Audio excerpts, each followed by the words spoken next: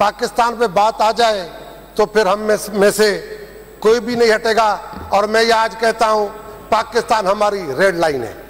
जो भी पाकिस्तान पे बात करेगा उसको हम नहीं छोड़ेंगे। इस बंदे ने पीटीवी पे हमला किया, इस बंदे ने पार्लियामेंट, हम जिसके लिए कहते हैं कि सबसे बड़ी जगह है, उसकी दीवारें गिराई।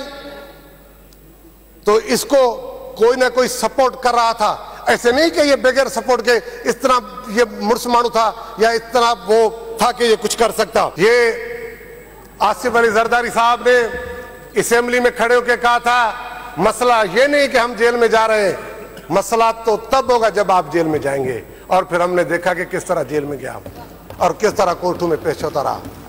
ये क्या तमाशा है? ये कहां से ये जानवर पकड़ के लाए कि जिस दिन इख्तियार से हटाए उस दिन कहता है इस मुल्क में एटम बम गिरा दो, तेरे बाप का मुल्क है। इकराम जादी ने बनाया था ये मुल्क कायदे आज़म ने बनाया था और इसी असेंबली रेजोल्यूशन पेश की थी और इसी मुल्क की हिफाजत भी हम करेंगे। इसके साथ इसी वजह से हो रहा है, इसने मजहब का कार्ड गलत तरीके से इस्तेमाल किया। कभी पता नहीं क्या आए बाएं शाएं बक देता है। तुझे शर्म आनी चाहिए। जहां पाकिस्तान पे बात आ जाए तो फिर हम में से कोई भी नहीं हटेगा। और मैं ये आज कहता हूं, पाकिस्तान हमारी रेड लाइन है।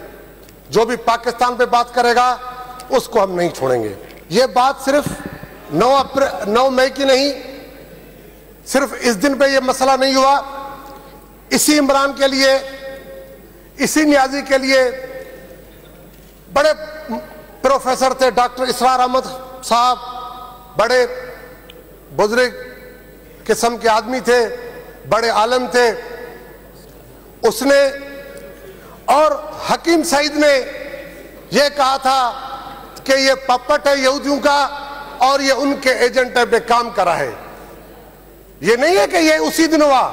और पूरा पिछला 1 साल मैडम इसने पूरे पाकिस्तान में जलसे किए और हिटलर की तरह लोगों से वफादारी का हल्फ लेता रहा। और मैडम बात यहां भी खत्म नहीं होती। मैं आपको याद दिलाऊं, 2014 में इस बंदे ने पीटीवी पे हमला किया, इस बंदे ने पार्लियामेंट, हम जिसके लिए कहते हैं कि सबसे बड़ी जगह है, उसकी दीवारें गिराई। तो इसको कोई ना कोई सपोर्ट कर रहा था। ऐसे नहीं कि ये बगैर सपोर्ट के इस तरह ये मुर्समानू था या इस तरह वो था कि ये कुछ कर सकता। फिर और बात यह करता था इंसाफ की। इसकी पार्टी का नाम इंसाफ। और इसने देख ये जो कहता था 2 नहीं 1 पाकिस्तान। और मैडम जब इस पे कानून के हाथ पड़े, जब नेब पे इस पे हाथ पड़े, तो फिर इन्होंने क्या किया कि जना हाउस में घुस गए और पूरी पाकिस्तान की सेंसिटिव जगह पे। और अफसोस है, मैं एक बात कहता हूं, बड़े अफसोस से कहता हूं, अल्लाह न करे कि इस तरह अगर सिंध में होता तो मेरा ख्याल है कि सिंध के लोगों के साथ क्या होता सब हम देखते। पर हुआ क्या कि ये किसी और जगह पे हुआ है। और मैं कहता हूं इसको लगाम डालने का वक्त है। अगर इसको लगाम नहीं डाला गया तो ये पाकिस्तान नहीं रहेगा। आसिफ अली जरदारी साहब ने असेंबली में खड़े होकर कहा था, मसला ये नहीं कि हम जेल में जा रहे हैं, मसला तो तब होगा जब आप जेल में जाएंगे। और फिर हमने देखा कि किस तरह जेल में गया और किस तरह कोर्टों में पेश होता रहा। और उसके बाद सिर्फ हमारे मर्द नहीं मैडम स्पीकर, हमारी औरतों ने भी साबित किया और अदी फरियाल ने यह साबित किया कि कैसे जेल काटी जाती है।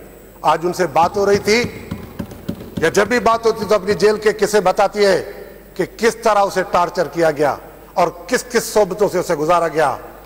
फिर भी जवां मर्दी से, हिम्मत से, माई बख्तावर से लेके अदी फरियाल तक सिंध की गैरतमंद औरतों ने साबित किया कि यह जेल हमारे लिए कुछ नहीं है और इंशाल्लाह ये कुछ होंगे भी नहीं।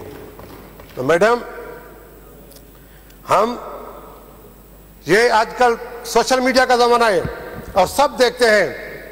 शहीद जुल्फकार अली भुट्टो की जब पीएनए की मूवमेंट चल रही थी तो भुट्टो साहब ने एक स्पीच की थी कि मैं कुर्बानी दूंगा, मेरे बच्चे कुर्बान हो जाएंगे। اور وہ اس نے کر کے دکھایا، پاکستان پہ آنچ آنے نہیں دی۔ یہ کیا تماشا ہے؟ یہ کہاں سے یہ جانور پکڑ کے لائے کہ جس دن اقتدار سے ہٹائے اس دن کہتا ہے اس ملک میں ایٹم بم گرا دو، تیرے باپ کا ملک ہے۔ اکرام یادی نے بنایا تھا یہ ملک قائد اعظم نے بنایا تھا، اور اسی اسمبلی ریزولوشن پیش کی تھی، اور اسی ملک کی حفاظت بھی ہم کریں گے۔